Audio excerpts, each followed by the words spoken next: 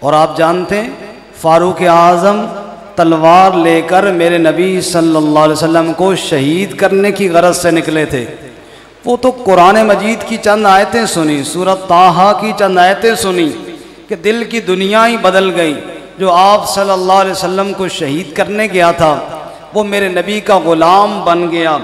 اس لیے شاعر کہتا ہے جس وقت عمر لے کر چلے ہاتھ میں شمشیر، جس وقت عمر لے کر چلے ہاتھ میں شمشیر، پاؤں میں عمر کے پڑی تھی کفر کی زنجیر، پاؤں کے عمر میں پڑی تھی کفر کی زنجیر۔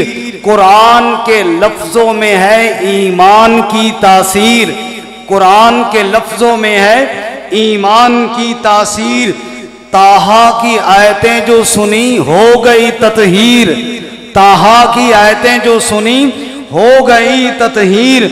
ابن خطاب ہو گیا سرکار سے بغل گیر، ابن خطاب ہو گیا سرکار سے بغل گیر۔ کیا خوب ہیں قرآن کے فیضان کی باتیں، مومنوں قرآن میں ہیں رحمان کی باتیں۔ کیوں نہ دل میں اثر کرے اس میں رحمان کی باتیں جو ہیں، یہ میرے رب کا کلام جو ہے